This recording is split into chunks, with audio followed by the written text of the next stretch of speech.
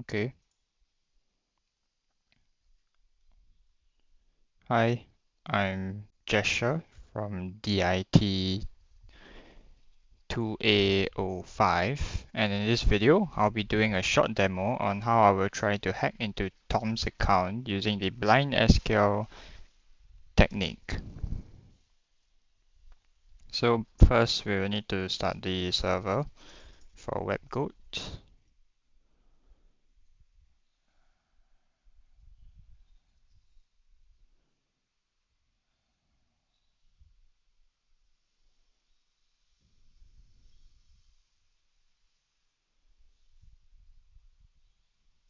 Okay.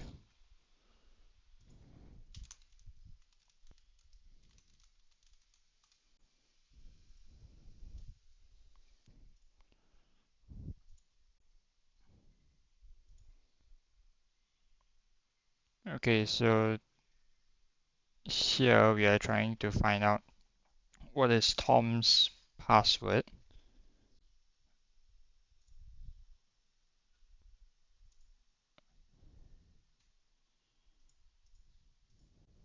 So first, I will key in his name in the, wait, is that username?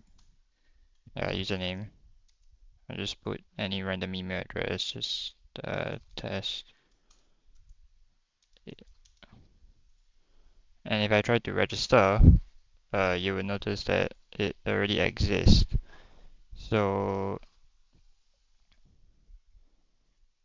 so now I need to try to find a vulnerability in this register page by doing this. Um,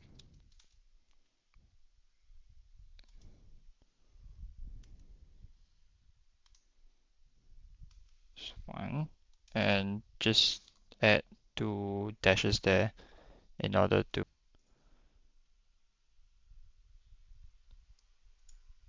and with this response we can generally get the idea of the structure of the SQL statement.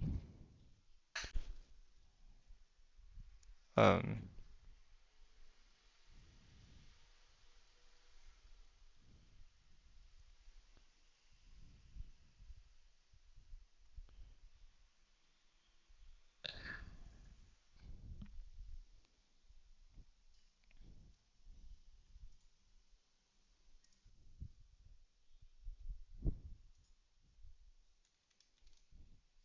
so by doing this statement, oh wait, goes one,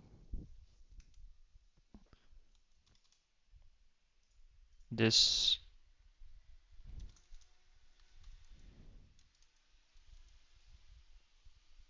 gives user exists already. It gives how do I say?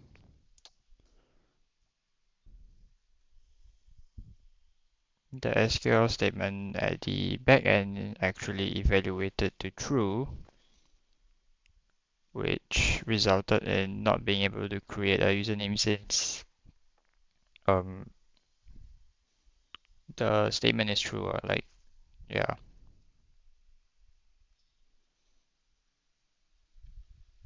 So now we will instead do another input where it would result in a false statement.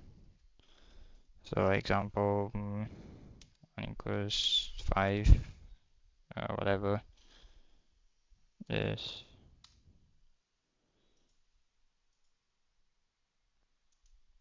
mm,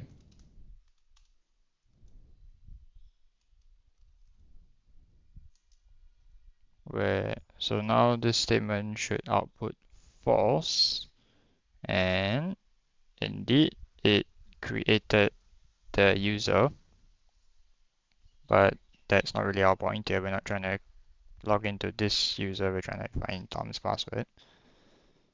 So from using this newfound knowledge, we can straight up just actually don't even need it, I think. We know we do need we need to use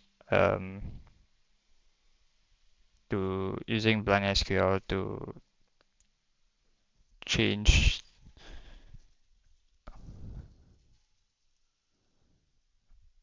We need to find a way to modify the SQL statement such that it outputs a true or false while finding out each characters of Tom's password one by one, which is going to be very tiring, but this is SQL injection by a blind technique, which is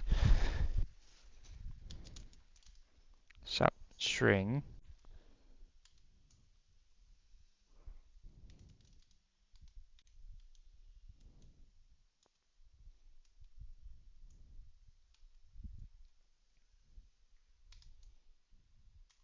So by putting it like that, we are checking whether the first letter of Tom's password is what do you call that? Is A, and if it isn't, it should return a created user response instead of how do I put it?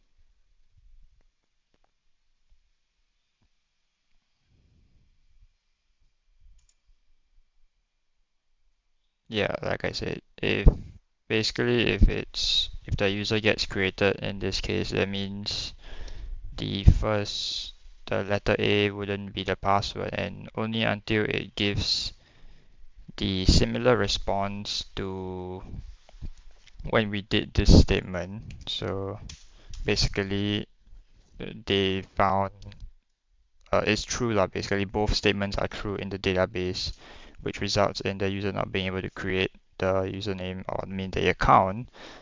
So like for example, something like this output. So basically, the moment that so for now, what we can do is basically since A is not correct, then we would try the next option, which is type in every letter one by one, which is gonna be very tiring. Okay, now we try again, and it was created yet again, which means it's false. So instead of wasting time here, I actually found a brute force Python script, which is able to basically it runs the same how do I say the same SQL like program lah, the same SQL request like right over here plus this over here, and yeah,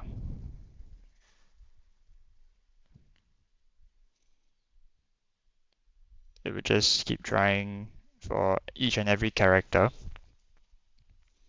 And since this how do I say this what do you call it? Yeah, it only allows each input field only allows for a maximum of 30 characters, right? So the range over here is set to 1 to this number. Technically, you can set it to 30 if you want, but this one was created by someone. They probably already knew the password length, so they just set it to 25. But in a case where we don't know the maximum length of the password, but we do know the maximum length that we can put in as a password, we would probably set it to 30. And yeah, this is the where it checks. It straight up just like this. Yeah, basically the system checks this entire thing, each and every one of like the characters inside here, whether or not they are to see whether they are part of the password or not. And yeah, it's not gonna be fun. Even though it is a brute force, it still isn't fast. It still takes like 10 years to actually give me the answer. And before that, I need to get my session ID, which is over here. And the network, my cookie. There we go. Copy that. Oh wait, copy. And then replace this over here with the new session ID. By the way, if you want to use this, right, every time you log into Webgood or whenever you restart the server and you're gonna have to replace like inspect element again to see the session ID. If not, this whole thing's not gonna work. You may need to make sure that all your configurations for which port the Webgood is running on is all correct as well. If not, it's literally not gonna run at all. And now we wait.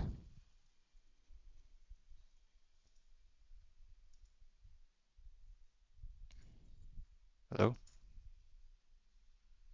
Oh, I opened the file in the wrong mode, my bad. This trust, there we go. Okay, now it should start the Python file when I click it. There we go.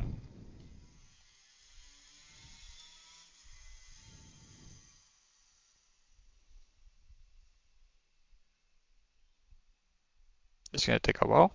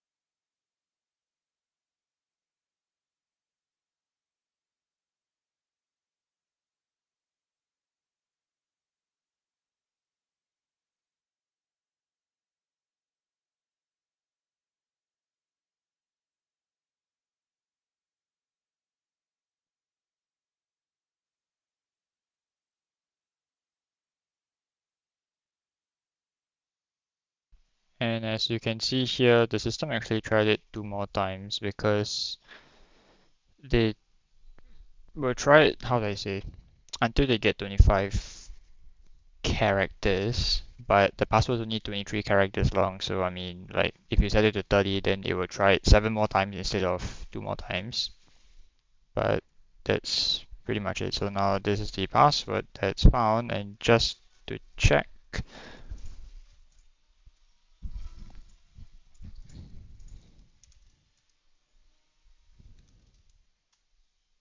you can just copy it. Key and be correct. And yes, you have successfully completed the assignment. So, uh, yeah. So that is this is blind SQL in the blind SQL technique, and not probably by far my least favorite technique out of them all. But yeah.